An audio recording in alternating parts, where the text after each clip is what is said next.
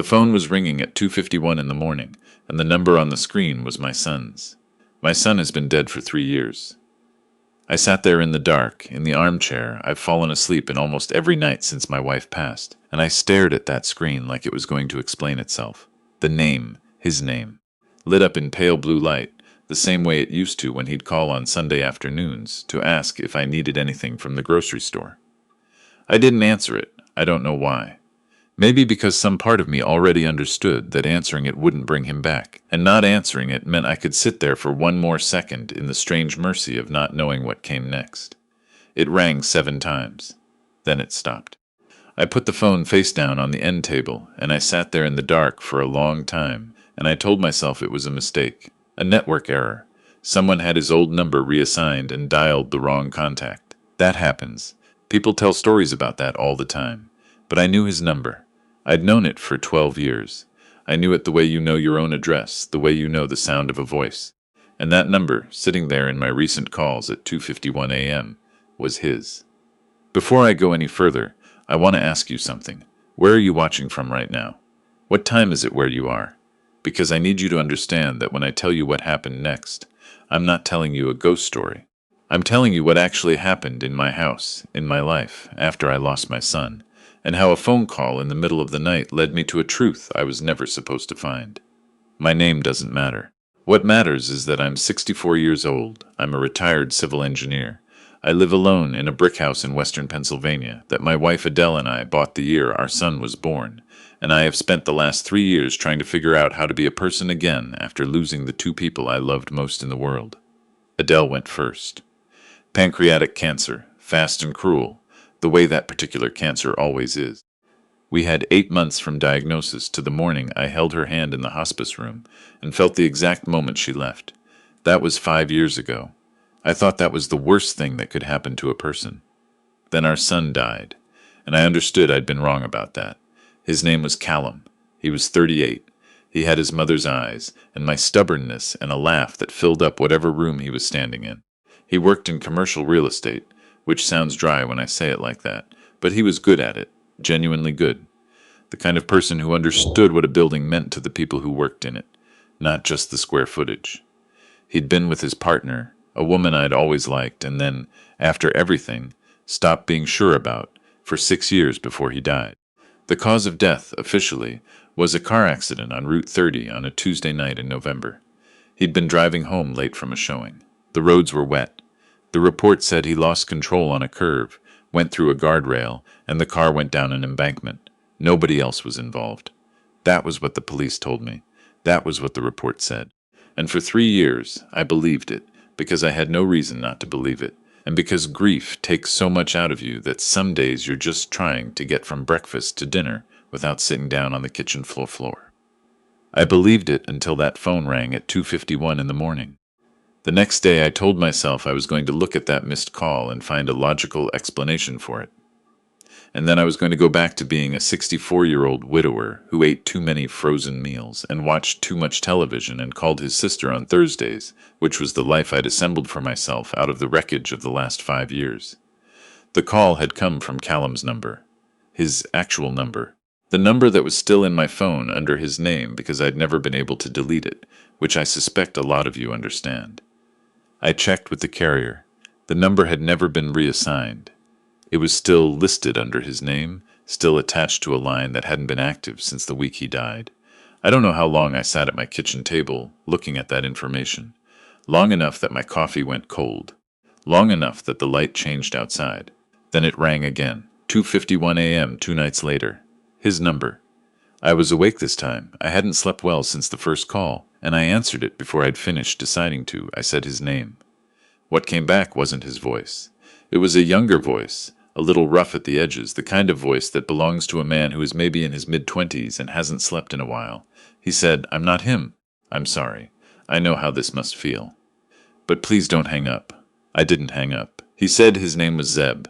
He said he was calling from his uncle's phone, which had been kept active by the family account, which his grandfather, that would be me, had apparently never thought to cancel. He was right. I hadn't. The thought of calling the carrier and saying the words, "My son is dead. Please cancel his line," had felt like something I wasn't capable of doing, and so I just kept paying the bill every month without looking at it. He said, "I need to meet you. I know that sounds strange. I know you don't know who I am. But I know who you are, and I know what happened to my dad, and there are some things you deserve to know." My dad. I sat down very slowly on the edge of my bed. I said, "What did you just say?" He said it again, "My dad." And then he said Callum's name, and he said it the way you say the name of someone you grew up hearing about, not the way you read a name off a document. He said it like it belonged to him. I said Callum didn't have children. There was a pause. Then he said he didn't know about me either. Not until about 8 months before he died. My mom waited a long time to tell him, and by the time she did, they were just starting to figure out how to handle it. And then he was gone, and there was nobody left to tell. I want you to understand something about that moment. I'm not a man who cries easily. I grew up in a particular kind of household, in a particular kind of era, and I spent 40 years in a profession that valued practicality and precision. But sitting on the edge of my bed in the dark with a stranger's voice coming through the phone, a stranger who spoke about my dead son like he was his father, I came apart a little. I said, "How old are you?" He said, 26. The math landed like something physical. 26 meant he'd been born when Callum was 12. No, wait, I recalculated. Callum died at 38, 3 years ago, so Callum would have been 41 now. 26 years ago, Callum would have been 15. I said, "That can't be right." He said, "My mother was older. She was 22. She knew it wasn't. She knew it was wrong, and she disappeared before she could find out she was pregnant. She moved away. She raised me alone. I didn't know my father's name until I was 23. I sat there for a long time without saying anything. He said gently, "I know this is a lot." I said, "Where are you right now?" He said, "About 40 minutes from you. I've been in the area for 2 weeks. I didn't know how to approach you. I thought if I called from his phone, you'd at least pick up." I told him to come to the house. He arrived a little after 7 in the morning, and I was standing on the front porch when his car pulled up, and when he got out and walked toward me, I had to grip the porch railing, because he walked like Callum. Not exactly. He was a little taller, and his coloring was different, darker. But something in the way he moved, some rhythm in the shoulders, was my son's. He stopped at the bottom of the porch steps and looked at me, and I looked at him, and neither of us said anything for a moment. Then I said, "You have his walk." He said, "People who knew him keep saying things like that." I took him inside and made coffee, which is what you do, and we sat at the kitchen table, and he told me. His mother had met Callum the summer he was 15, at a community pool where she worked as a lifeguard. What happened between them was brief, and she'd ended it when she realized how young he actually was. He'd told her he was older, and she'd left town before the school year started. She discovered she was pregnant after she was already 4 states away. She made a decision, and she stood by it, and she raised her son, whose name is Zeb, and she told him his father had been a young man she'd known briefly and lost track of. When Zeb was 23, his mother got sick. Not as sick as she would later get, but sick enough that she reconsidered what she'd decided to withhold. She told him the name. She told him the city. She told him everything she remembered. Zeb found Callum. They met twice, in person, in the months before Callum died. They were just beginning. They were just starting to learn each other. Then Callum was gone. Zeb said, "I flew back for the memorial. I sat in the back. I didn't know if I should introduce myself. I didn't know what I was to anyone there.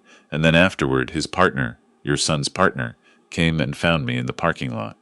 I set my coffee cup down. I said, 'She found you?' He said, 'She'd seen us together once. She'd followed him that second time we met.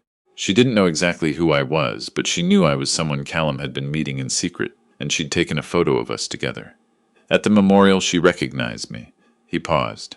"She offered me money to go away. I said, 'How much?' He said, $50,000. The kitchen was very quiet. I said, 'What did you do?' He said, 'I took it. I'm not proud of that.' I was 23. I was grieving a father I'd just started to know. My mother was sick, and I took the money and I left. And then for 3 years I tried to live with that, and I couldn't. Because the more time passed, the more I started thinking about why she'd paid that much money to make sure I disappeared. And the more I thought about it, the more I thought about that accident." He reached into the jacket he'd draped over the back of his chair and put a folder on the table. I looked at it for a moment before I opened it. Inside were documents, a timeline, copies of text messages that I didn't understand at first, and then understood too well, photographs, and a printed email chain that made my hands go very cold. Let me tell you what I learned. My son's partner had been managing a commercial property deal for the past 4 years that involved a parcel of land that Callum's firm had also been pursuing for a different client. There was a conflict of interest, a significant one, and Callum had found it. According to the documents Zeb had assembled, Callum had been in the process of reporting it internally at his firm. He'd also consulted a lawyer. He died 11 days after that consultation. The accident happened on a stretch of Route 30 that Callum drove regularly. The guardrail he went through had been damaged in a previous incident 3 months earlier and had never been fully repaired.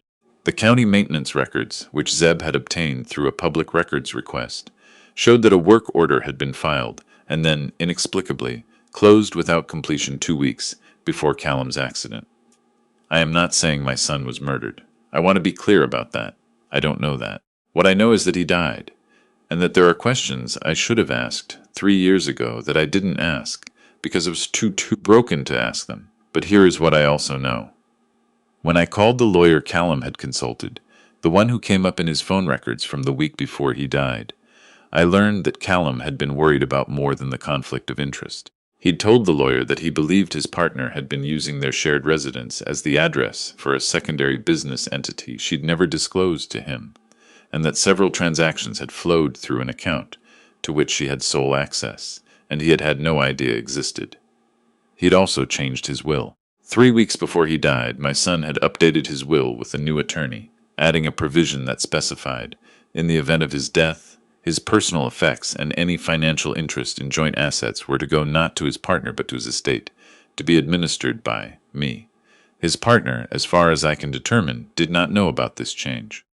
After Callum died, she had presented the previous will to the executor, and the estate had been handled accordingly, and I had been so consumed by grief that I had signed whatever was put in front of me. I looked at Zeb across my kitchen table, and I said, "Why didn't you bring this to me 3 years ago?" He looked at the table. He said, "Because I was 23, and I'd just lost my father, and a woman handed me $50,000 and told me that if I came forward with any of this, she had photographs that would make it look like I'd been extorting him. And I was scared. I was scared. And I was grieving, and I was wrong to take the money, and I've spent 3 years knowing I was wrong." I said, "What changed?" He said, "My mother died 6 months ago, and the night after her funeral I sat in her house, and I thought about what she would want me to do, and I already knew the answer. Here is what I want to tell you, because this is the part of the story that matters most to me now. I have a grandson. He is 26 years old, and he walks like my son, and he takes his coffee black, and he volunteers on the weekends at a literacy program for adults, which is something I did not know until he told me, and which made me think about the kind of person his mother must have been to raise a young man who thinks to do a thing like that. We sat at my kitchen table for 6 hours that first day. We went through the documents together. We called an attorney together, a different one, someone I found through a referral I trusted. We started the process. I will not tell you that justice is a fast or simple thing. I have learned at 64 that it is neither. The investigation into the property deal has been referred to the state licensing board. The will contest is pending. There are lawyers involved and documents being subpoenaed, and a process unfolding that may take another year or more to resolve. And I am at peace with that pace, because I have learned that some things take the time they take. What I will tell you is that my son's partner has retained counsel and is no longer responding to my calls, which I take as its own kind of information. What I will also tell you is that 3 weeks ago, Zeb came back to Pennsylvania for a long weekend. He brought his dog, a large, opinionated shepherd mix, named after a Civil War general I won't bother to name because you'd find it as amusing as I do. We drove out to the cemetery where Callum is buried. Zeb had never been there.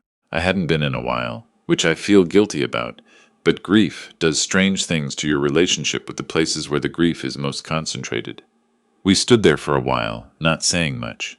It was a cold, clear afternoon, the kind you get in November in Pennsylvania, and the light was going orange on the tree line.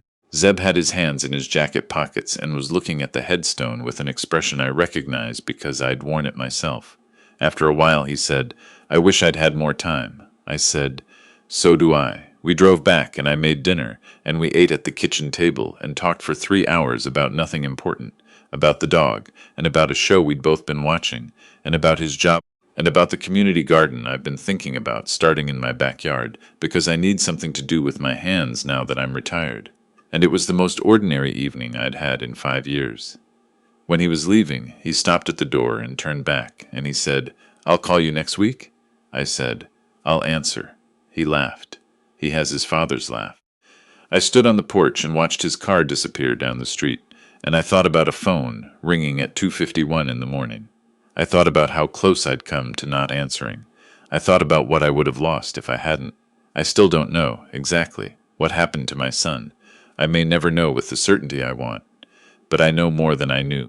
And I know that Callum found his son in the last months of his life, and that whatever else was happening around him, that mattered to him, because the way Zeb describes those two meetings, it's clear that Callum showed up for them completely.